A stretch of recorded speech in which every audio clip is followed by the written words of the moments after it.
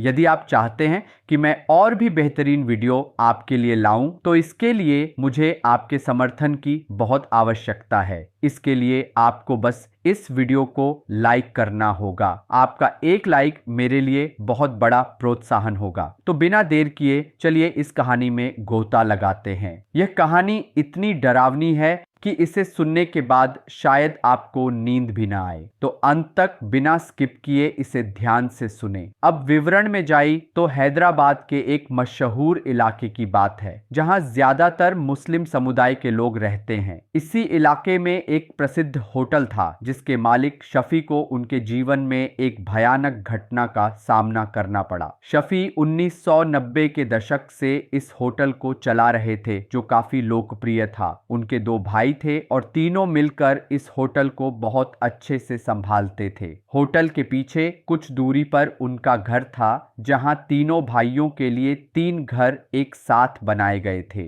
Hotel और उनके घर के बीच की दूरी लगभग आधा किलोमीटर थी।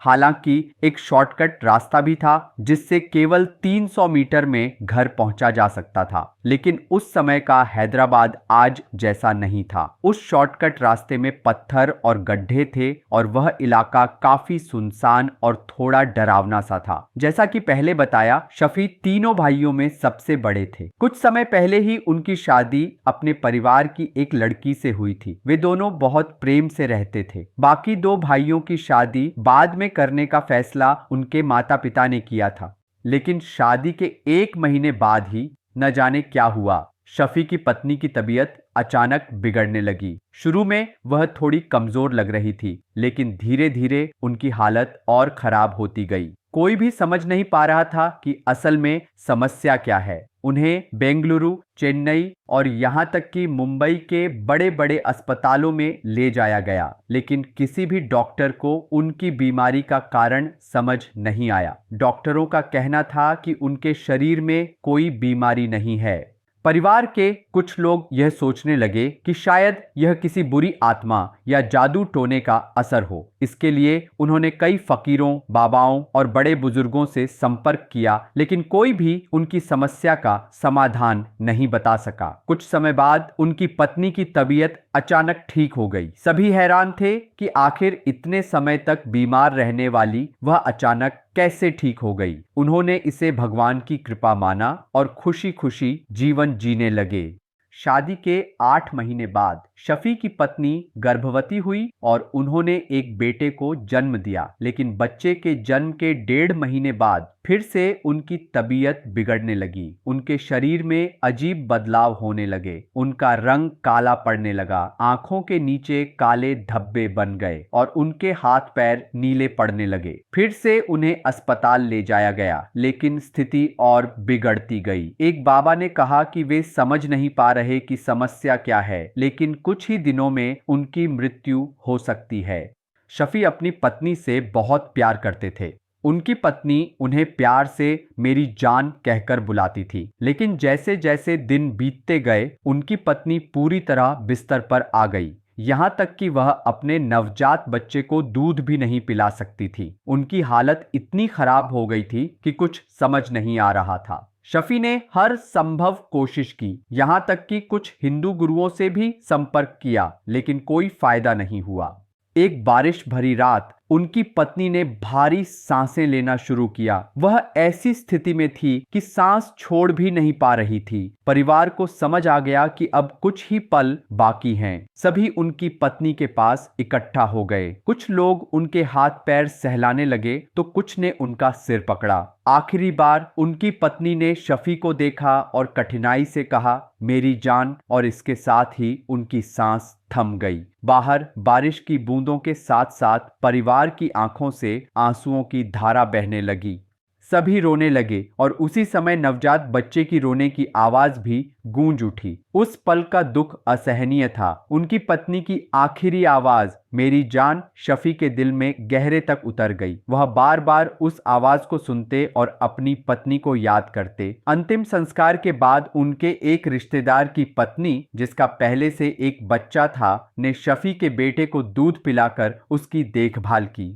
दिन बीतते गए, लेकिन शफी अपनी पत्नी को भूल नहीं पाए। मेरी जान की आवाज उनके कानों में बार बार गूंजती थी। वह होटल का काम छोड़कर अकेले रहने लगे। उनके भाइयों ने समझाने की कोशिश की कि अब उन्हें अपने बेटे के लिए जीना होगा, लेकिन शफीक किसी की बात नहीं सुनते थे। एक दिन जब उन्होंने अपने बेटे को गोद में लिया तो उनका मन बदल गया। उन्होंने फैसला किया कि अपने बेटे के लिए उन्हें जीना होगा। इसके बाद वे फिर से होटल के काम में जुट गए और पहले से भी ज्यादा मेहनत करने लगे ताकि अपनी पत्नी की यादों से दूर रह सकें। 1 साल बीत गया। उनका बेटा अब थोड़ा बड़ा हो गया था। परिवार ने शफी से दोबारा शादी करने की बात की, लेकिन वे इसके लिए तैयार नहीं थे। उनकी माँ, पिता और भाइयों ने समझाया कि बच्चे को माँ की जरूरत है और अकेले उसे पालना मुश्किल होगा, लेकिन शफी गुस्से में यह कहकर चले गए कि वे दोबारा शादी नहीं करेंगे।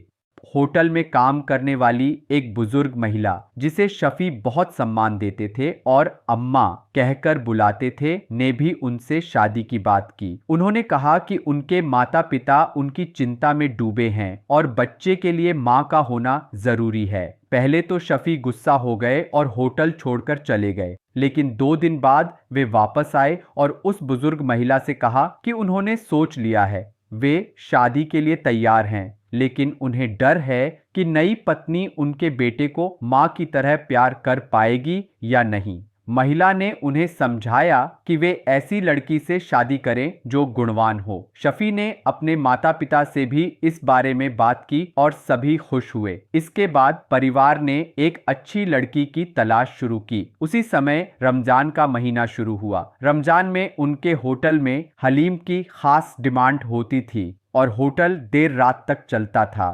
रमजान खत्म होने के बाद हलीम बनाना बंद कर दिया गया।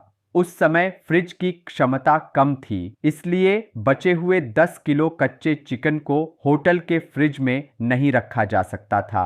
शफी के भाई पहले ही घर जा चुके थे और होटल में केवल शफी, वह बुजुर्ग महिला और कुछ कर्मचारी बचे थे। रात को होटल बंद करने के बाद शफी ने उस चिकन को घर ले जाने का फैसला किया। बुजुर्ग महिला ने कहा कि वे चिकन ले जाएंगी, लेकिन शफी ने मना कर दिया और कहा कि वे खुद ले जाएंगे। सभी कर्मचारी चले गए और शफी अकेले चिकन की बाल्टी लेकर घर की ओर निकल पड़े। होटल से घर जाने के 2 रास्ते थे, एक आधा किलोमीटर का और दूसरा 300 मीटर का शॉर्टकट। चिकन का वजन होने के कारण शफी ने शॉर्टकट रास्ता चुना, लेकिन उस रास्ते में एक कब्रिस्तान था जहां उनकी पत्नी सहित आसपास के कई लोगों को दफनाया गया था। यह उनकी सबसे बड़ी गलती थी। जैसे ही वे 100 मीटर चले, कब्रिस्तान नजदीक आया।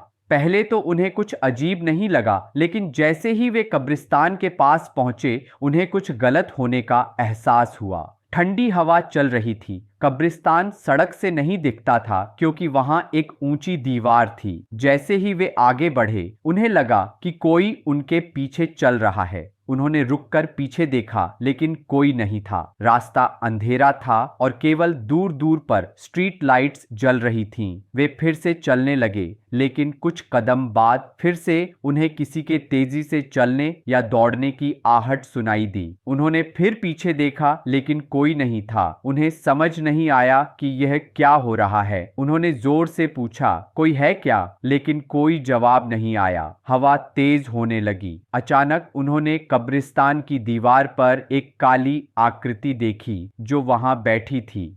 उसे देखते ही शफी ठिठक गए। उन्होंने चिकन की बाल्टी जमीन पर रखी और पूछा, आप कौन हैं? कोई जवाब नहीं आया। डर के बावजूद उन्होंने सोचा कि शायद कोई इंसान हो। जैसे ही वे 2 कदम आगे बढ़े, वह आकृति उनकी ओर मुड़ी। उसे देखकर शफी का दिल दहल गया। वह कोई इंसान नहीं थी, पूरी तरह काली, कोयले जैसी लंबे बालों वाली एक डरावनी आकृति थी। स्ट्रीट लाइट की रोशनी में वह साफ दिख रही थी। शफी का शरीर कांपने लगा। वह डर से वहीं जम गए और बार बार पूछते रहे, आप कौन हैं? अचानक उस आकृति ने एक आवाज दी, मेरी जान। यह सुनते ही शफी का दिल जैसे रुक गया। उनकी पत्नी की यादें उनके दिमाग में घूमने लगीं। वह पूरी तरह डर और भ्रम में डूब गए। उन्हें लगा कि यह उनकी पत्नी ही है। वे उससे बात करने लगे, क्या तुम हो? मैंने तुम्हें कितना याद किया।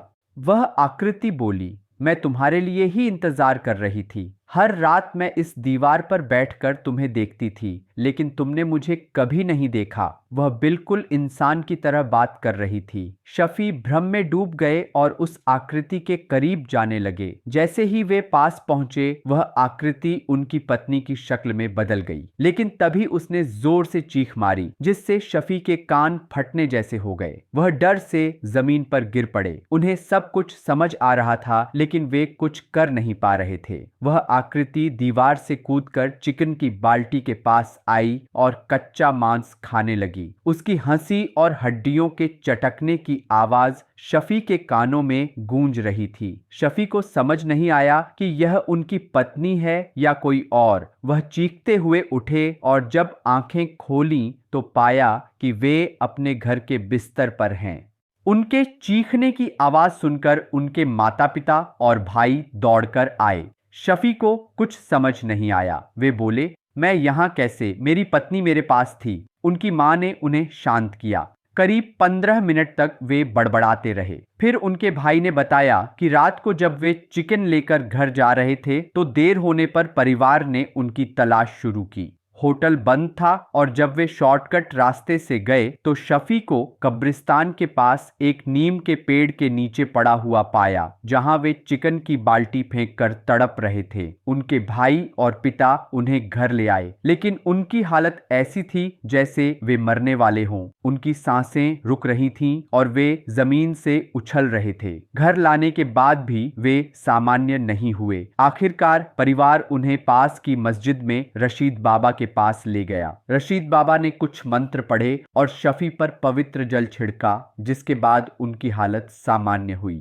रशीद बाबा ने बताया कि शफी की पत्नी की आत्मा अभी भी उनसे प्रेम करती है और उन्हें छोड़ना नहीं चाहती। उनकी दूसरी शादी की बात सुनकर वह उनके पास आई। बाबा ने कहा कि यह आत्मा उन्हें नुकसान नहीं पहुंचाना चाहती थी, बल्कि उनकी शादी रोकना चाहती थी। बाबा ने एक गुप्त उपाय किया और एक काला थैला दिया, जिसे शफी के कमरे में रखने को कहा। इसके बाद कुछ समय तक शफी को मेरी जान की आवाज सुनाई देती रही, लेकिन धीरे धीरे यह बंद हो गया। 6 महीने बाद शफी की शादी एक अच्छी लड़की से हुई और उन्हें एक बेटी हुई। उनकी दूसरी पत्नी ने उनके बेटे को भी अपनी ममता दी। सालों बाद भी शफी के दिल में मेरी जान की आवाज कहीं न कहीं गूंजती रही। इस कहानी से यह सीख मिलती है कि देर रात मांस लेकर सुनसान रास्तों से जाना कितना खतरनाक हो सकता है। इस कहानी पर अपनी राय नीचे कमेंट्स में जरूर बताइए। अगर आपको यह वीडियो पसंद आया तो इसे लाइक और शेयर करें। ऐसी और रियल हॉरर स्टोरीज के लिए हमारे चैनल को अभी सब्सक्राइब करें।